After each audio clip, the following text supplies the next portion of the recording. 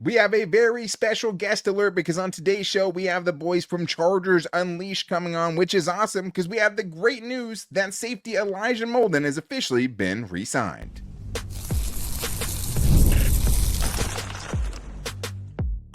You are Locked On Chargers, your daily podcast on the Los Angeles Chargers. Part of the Locked On Podcast Network, your team every day. What is up, and welcome into the Locked On Chargers podcast. I'm your host, Daniel Wade, joined as always by my co-host, David Drogemeyer, and we've been covering the Chargers now for 9 seasons together, but this is our 7th year as the host of the Locked On Chargers podcast, bringing you your team every day. Thank you all for making us your first listen today. To make sure that you never miss the show, go subscribe or follow for free on the Locked On Chargers YouTube channel and listen wherever you get your podcast from. Today, we have the Chargers Unleashed boys coming on to talk about the big Elijah Molden news. And on today's show, because it is a two-parter, we're going to be talking about also the free agency plan. Will the Chargers go after a Devonte Adams? Should they go after a Devonte Adams, or should they focus on the interior of the offensive line? What is Joey Bosa's legacy if he's going to get cut? And so much more. But today's episode is brought to you by FanDuel. Right now, new customers get $150 in bonus bets if you win your first $5 bet. Here they are, Chargers Unleashed. All right, guys, well, we have our first crossover of the offseason, and there was one podcast we had to call on to make it happen, and it's our friends over from Chargers Unleashed. We have Dan Wolkenstein and also my guy Jake Hefner, both of these guys running one of the biggest Chargers podcasts out there. Make sure to check out their content wherever you get your podcast from and on YouTube as well. You guys, what an offseason that we have in front of us. I'm so excited that we get you guys on for this, especially because we have news today. The Chargers just signed Elijah Molden to a 3-year deal. But Dan, how you doing, buddy? Thanks for coming on. I'm good. I'm battling a flu, but I'm battling it for you. So that's all that matters. And right. Chargers have news today. Elijah Molden, 3-year contract. That got us hyped and one of the MVPs of last season. So we got a lot to discuss, but thank you so much for having us. And Jake, I appreciate you setting aside your beef with David Drogemeyer to make an appearance on the show today. No, I'm just joking. But Jake, thank you. It's so great to see you. I'm so excited. We have so much to talk about. Big off season. We do. You know, Dan being under the weather, he's just a fraction of an octave under you, Wade. And right. I'm just waiting for it. It's getting really close. Hard to do. Yes, he has those moments, where his voice inflects and is like, okay, there's Wolkenstein, but I think he's just trying to emulate what you bring to the table. It could be, improv for his next album. You just never know with that dude. He's a Dan of all trades for sure. But he's gonna obviously go jazz for his first album. That's what he's gonna do. Sultry. Yes. Sultry. They not like us, great. Dan. They not like us. Yeah, and then Dan's present for me was like, hey, we're gonna do a part 1 and part 2 situation tonight. So I was hoping you'd feel a little bit better, but strap in because here we are. And I also just really, I'm so excited that we have both of you guys on today because of the news that we have, which is that Elijah Molden has been signed to a 3-year deal per Jordan Schultz, per Ian Rappaport. The Chargers have now reported it themselves, just that it was a multi-year contract, and then Ian Rappaport says it's 3 years, $18 million. That feels like a pretty good deal for the Chargers. I know, Pro Football Focus puts out their projections and everything, and you can always have to take those with a grain of salt. But for me, speaking for myself, I'm ecstatic with this move. I love this move for the Chargers. I do think he was one of the most underrated players they had heading into unrestricted free agency. And when you see these list of guys that, people want the Chargers to bring back, he was missing on a little bit too many of them for my liking, especially because of how Derwin James plays, because of them having someone like Elijah Molden on the back end that they trust. I just think that this was something that had to happen, David, and I'm so glad that the Chargers got it done early, not something we have to think about too much.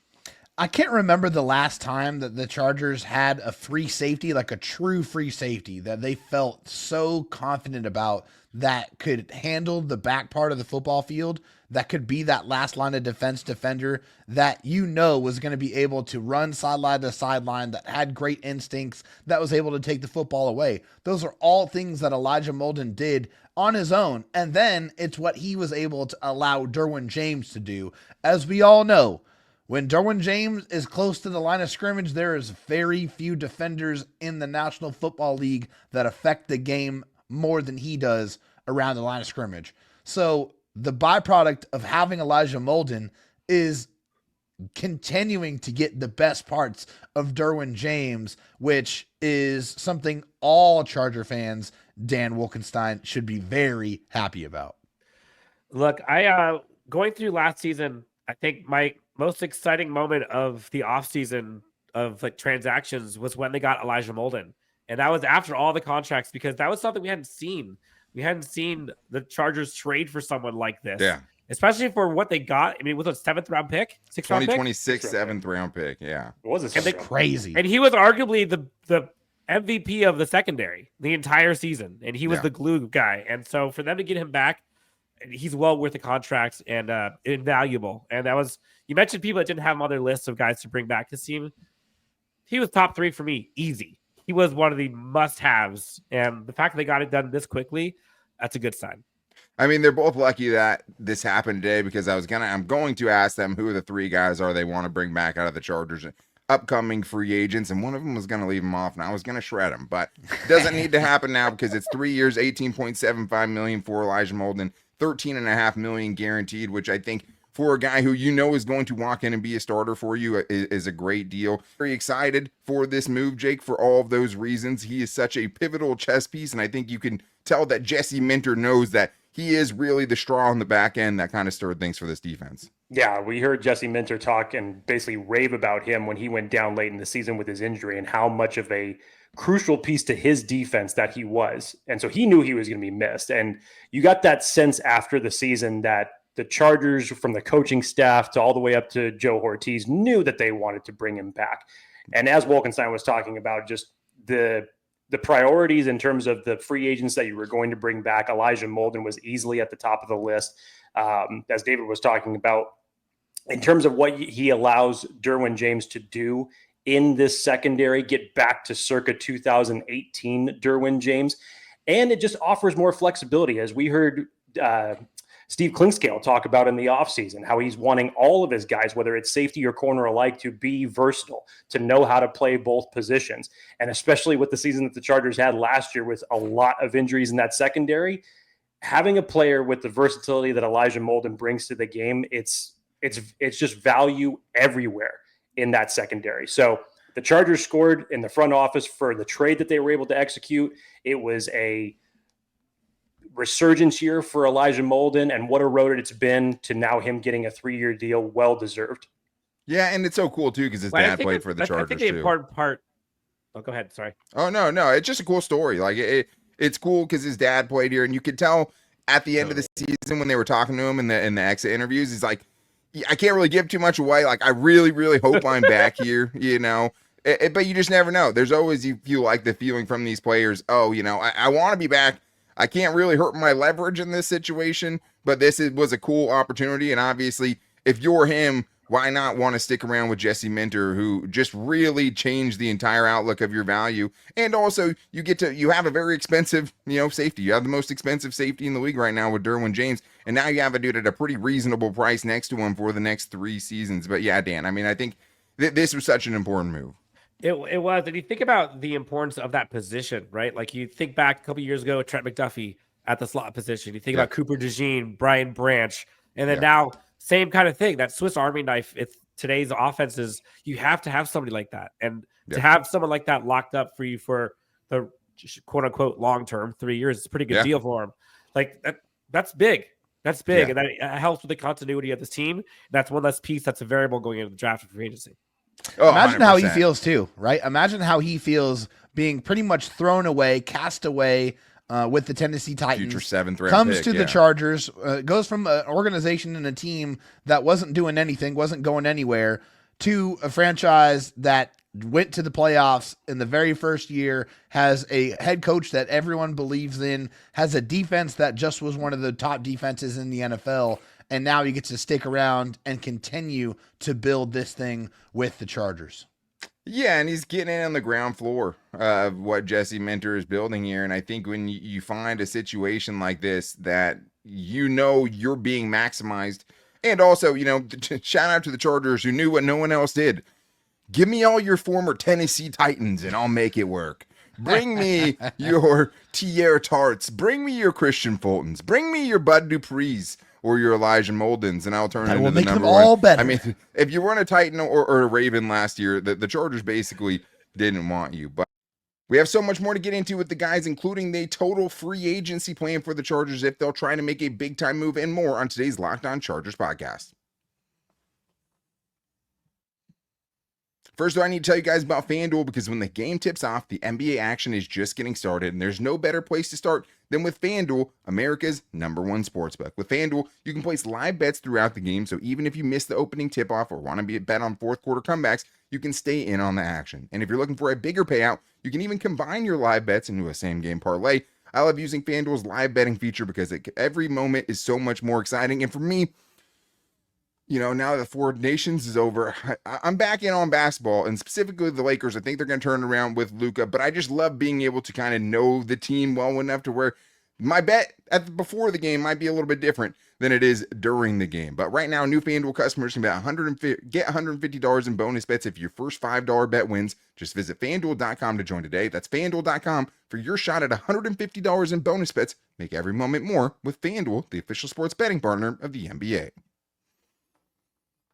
This question becomes a lot easier now, Dan, because Elijah Molden signed. But now that you look at it, there's still a ton of really, really important guys that the Chargers have to re-sign because of how well they did on these one-year contracts. The one downside of that is you have a lot of guys heading into free agency, right? Like close to 10 starters you have that some you expect to be back, obviously, but there's some you don't expect to be back. So if you had to put a top 3 on the guys you were signing up for a re-signing to this Chargers roster right now that we know Elijah Molden has been re-signed, who would it be?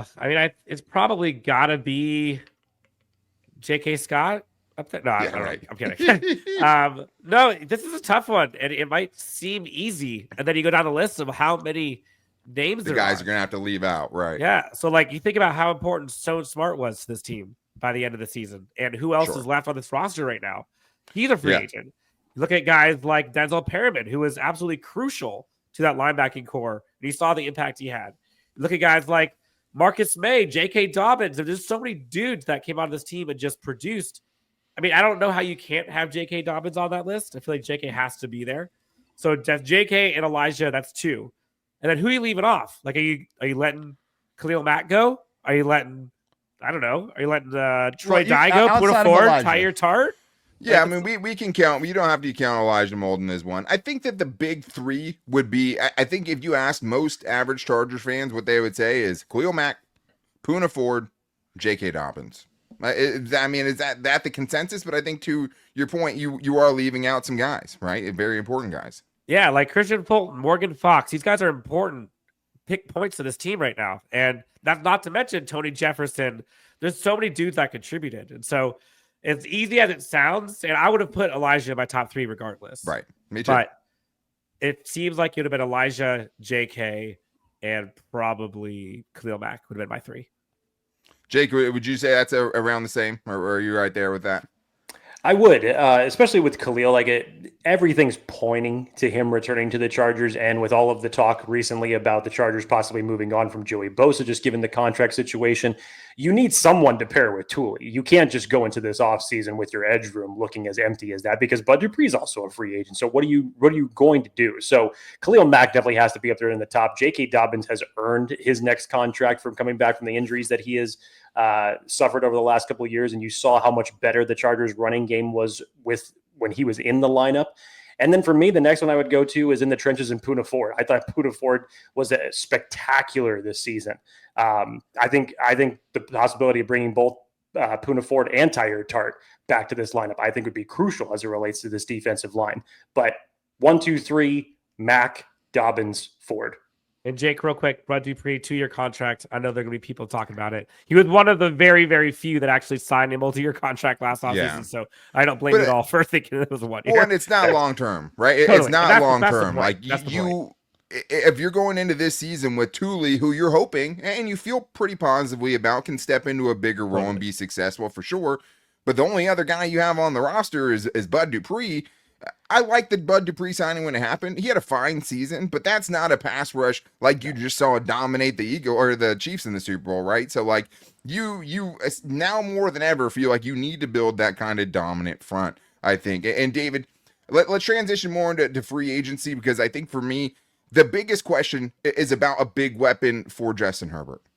And we definitely have been both extremely vocal about the Chargers exploring every single avenue and pursuing a premium weapon for Justin Herbert, whether it's in free agency or making a trade. Obviously, unfortunately, T. Higgins seems to be off the table, but there are still some pretty big options that are out there. Do you think that the Chargers will add a top-end weapon before the draft? Jake, we'll start with you.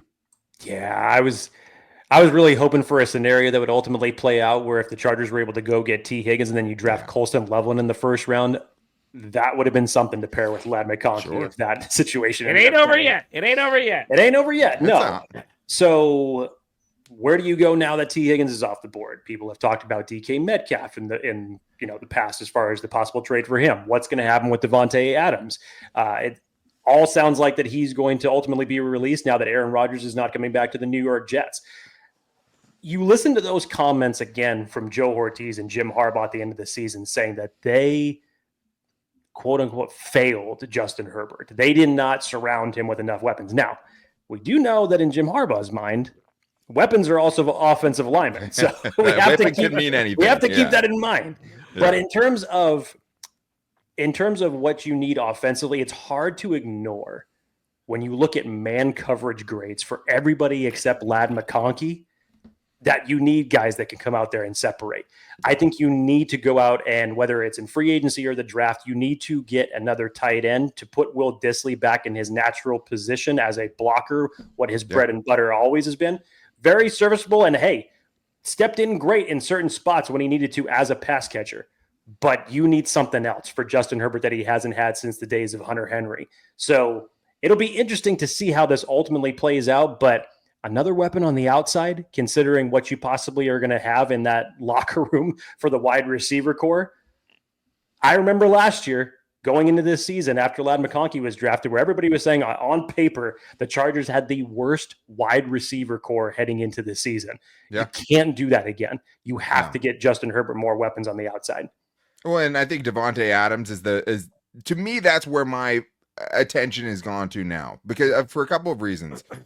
Ex-receiver, outside guy that would fit great with Ladd McConkey, still playing at a high level, has said that he wants to play on the West Coast. And then you have the DK Metcalf thing floating around there too. But I think the nice thing is, at least as far as Devonte Adams goes, and knowing the sicko mind of Joe Ortiz, no comp pick for a released player, Dan. So to me, he's pretty close now to, hey, if he wants to play on the West Coast, fits a huge need, maybe better, than a Deebo Samuel would, maybe better than a Cooper Kupp would, right? And some of these other names have been floated out there who do a lot of their damage out of the slot, or in Deebo Samuel's case, just my inability to get behind Greg Roman having to try to out-creative what he was able to do with Kyle Shanahan seems pretty far-fetched for me. But for me, Devonte Adams, him getting released, him being towards the end of his career, wanting to play on the West Coast, I know he was mad about the Pop-Tarts, but man, I think that would be a great fit. Look, it's funny how you see some people talk about Devonte Adams as if he's washed. Man. Whereas, the guy's still a top 10 receiver. That's washed, right? Like, I want to be dirty, I think. He's absolutely incredible. And anytime the Chargers went up against him, you were scared for good reason. He torched the Chargers until Jesse Minter came. Yeah. And I'm not giving up on T. Higgins yet.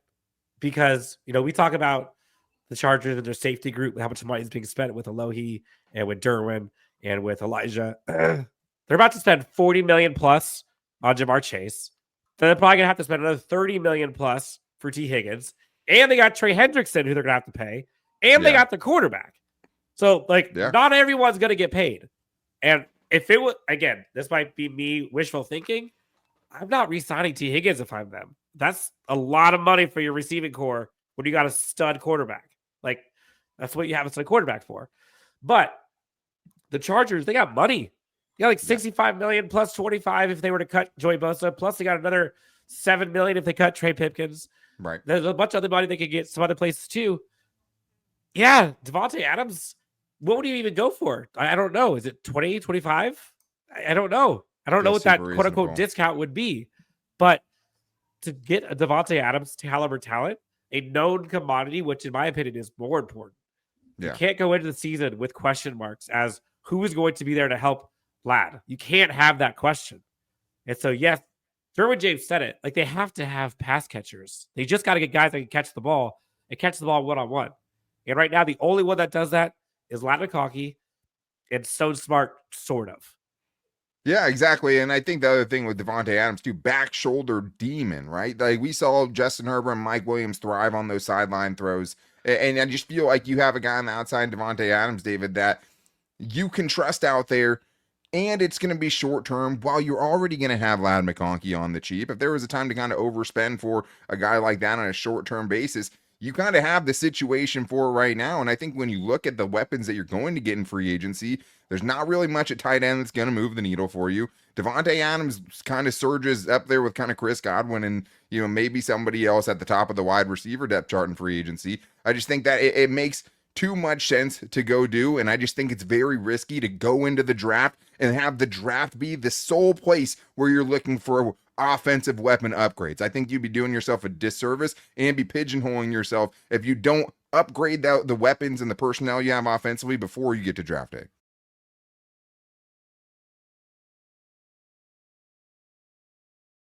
And I think when you look at free agency, wide receiver obviously isn't the only need that you hope gets addressed there. And I think when you're looking towards the upcoming draft class, there's certain positions for me where I feel like you have to address them in free agency. You cannot wait till the draft. And I would say getting an offensive weapon, mainly a receiver, some sort of receiver going into the draft so you don't feel like 22 has to be a receiver for you, I think is huge for me. But then the question becomes this, Dan. If you could only spend big money in free agency on one position, are you spending it at wide receiver or are you spending it on the interior of the offensive line? Oh, I knew you were going to ask me that question. Define big money. So I think in this scenario, it would be like going for, a Trey Smith or even a Drew Dalman, someone like that. And then maybe you settle for a Darius Slayton or, one of the mid kind of level wide receivers, as opposed to getting a Devonte Adams and then maybe going a little down the list to like a Mekhi Becton or somebody in the kind of second tier of free agent interior guys. Oh man, that's tough. I think I want to see what I would do versus the Jim Harbaugh thing. I don't know what my answer would be, to be honest. I asked a tough question. I think I'd go Devonte Adams. I think I'd and go, then the mid-level interior guys. But again, like whoever you get is still going to be an upgrade. That's a very low bar. That's like that's what I'm getting at. And honestly, that's the same thing for receiver too. But how many years have Chargers fans talked about? Can we just get Justin his guy? Just get him his guy. And while they still might need someone that can stretch the field, Devonte Adams would absolutely transform this offense. And yeah, exactly. I agree. Jake, you had more time to think about it than Dan did because I just totally put him on the spot. Where would you go? Honestly, what a difference a year makes, because Dan and I were both advocates of what the Chargers should have done at number 5 last year, and we were both wrong. And Joe Alt ended up being the right selection in the big picture of things. And you look at it again, I don't see how anybody from Jim Harbaugh to any of the assistant coaches from Joe Ortiz can go back and watch that Houston Texans game and not say that they need to strengthen the interior of that line. You tried the Trey Pipkins project from right tackle to right guard. It still didn't end up working out.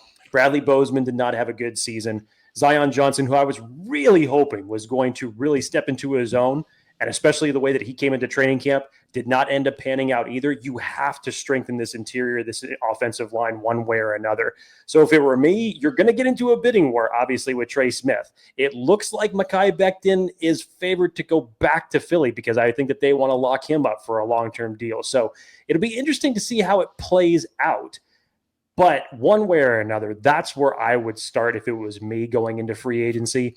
Because at the end of the day, we can sit here and we can talk about the Devonte Adams and the DK Metcalfs of the world. If Justin Herbert is not protected, it is not going to matter because that ball ain't going to get there.